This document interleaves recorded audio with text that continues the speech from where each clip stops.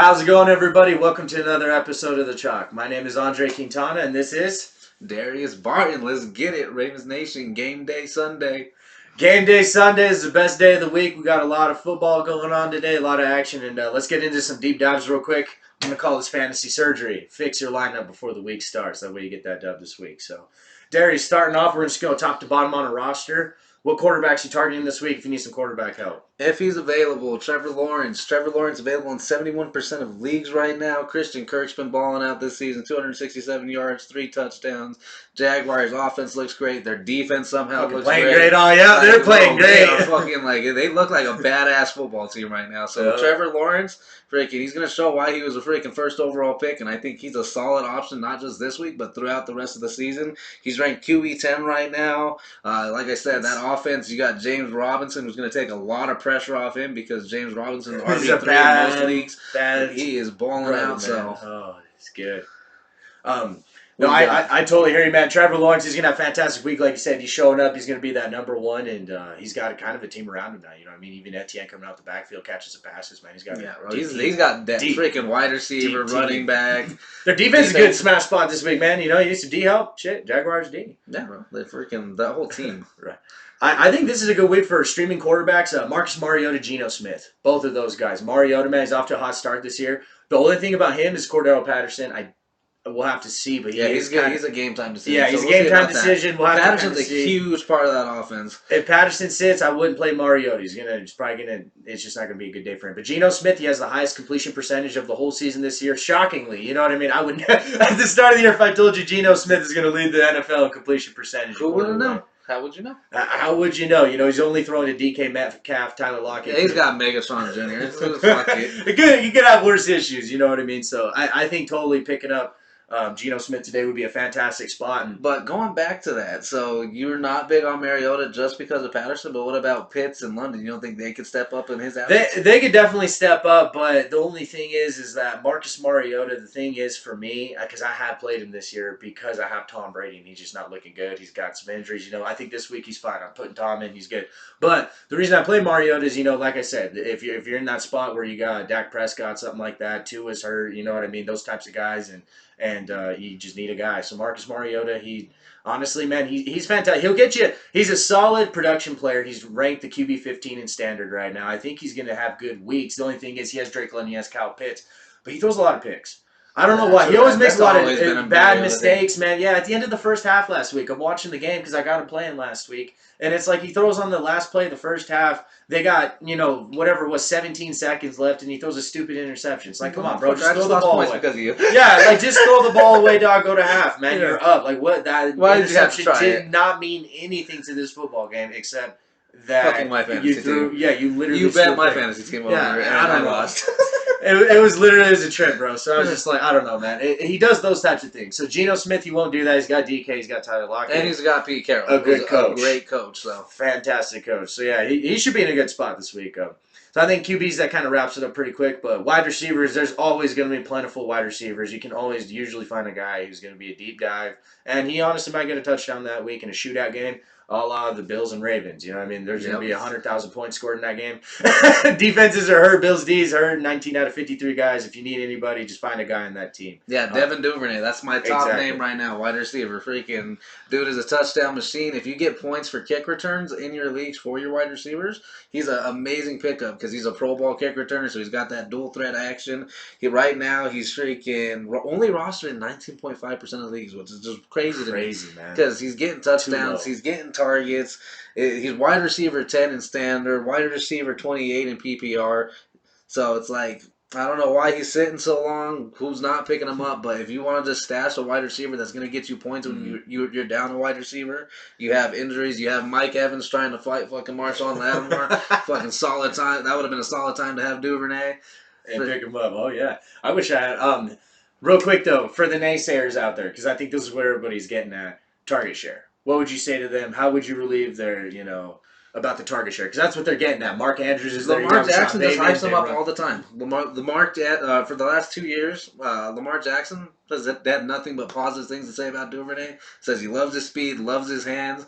This season, look at this season. He's hitting him as his targets. I think last week he beat Rashad Bateman in targets. So He goes Mark Andrews and then the right, Mark Andrews and everybody else. I mean, we don't know who the right. The other two target shares, we got Isaiah Likely too, so that's we do like our tight ends, but I think Duvernay is gonna get his targets every game because Lamar really likes him, and it's starting to show this season that they have real good chemistry. Yeah, they're connected, man. Well, and that, and I think most of the people, they say, hey, they're going to run the ball 30, 40 times. And right, you got Mark Andrews, you got Rashad. But exactly, at the same time, I mean, dude, Lamar, he's coming for the MVP this season. Yeah, he's coming for that money, bro. Oh, yeah. He said, I'm getting my bag. He's all, watch me throw. He's going to have the first $300 million contract in 5 seasons. That's the other reason that I'm high on Duvernay is Lamar's trying to prove that he can throw this season, so that means his receivers are going to get a lot of targets. They're going to get a lot of opportunities to score. It's going to be a fucking crazy year for the Ravens receiving corps. Everyone said that we need one, but I like what we have. No, I think you guys are in a smash spot. Another guy I got, he's on the Chargers, Josh Palmer. He's been out there floating around a couple weeks. A lot of guys have heard about him, but it's still surprisingly he's not owned in really any leagues. Josh Palmer's basically taking the role of Keenan Allen. Mike Williams is still there. He's still the deep ball threat, Megatron-esque in terms of size and all of that. I wouldn't put him in, those types of categories, but at the same time, he's just your big deep threat. No. And Josh Palmer's in a pretty good spot. Justin Herbert's going to throw the ball a lot. He's probably going to, at least get 30, 40 passes out this week. So Josh Palmer's in a spot, man. If you need some wide receiver help, I think he's a perfectly good option in deep leagues when you're in those 10, 12, 16 team leagues and they're actually on the wire. You know what I mean? They're actually sitting there. So I think he's in a pretty good spot. Light defense matchup this week as well. So yeah, can't go wrong with Chargers receivers. Herbert's a fucking phenomenal. Or Justin Herbert throwing you the football, man. There's nothing wrong with that. Did you have anybody else from the wide receiver spot, or did you want to start on some RBs? Wide receiver spot, one name that's kind of out there floating, Tyler Boyd, only owned in 62% of leagues. Dude's, he's always has, for some reason, he always has that potential to get open for a big catch. So if you're struggling, you lose your flex, you lose your wide receiver too, and just need someone quick to pick up, I think he's guaranteed to get you 5 points. That's pretty much his floor. Right, easily. So he has potential to get touchdowns. He's always going to get yards and targets. So if you need someone desperately, Tyler Boyd's always a solid option. Right. You look at, who's throwing him the football? Joe Burrow. Joe Burrow's easily. He likes to sling that shit. Right, top 5 quarterback. Yeah, exactly. You know what I mean? Especially when they got a good O-line, they're healthy, they're ready to rock and roll, man. I mean, he's a top 5 quarterback. Yeah, going back to our first video, I put him in the top 5 and I took Josh Allen out of it. And you remember, fucking mind fucking blown. And I still stand by that. Fuck Josh Allen. Sorry. Go Ravens. Yeah, no. That's what. But no, he's, you know what I mean? So, no, I totally understand where you're coming from.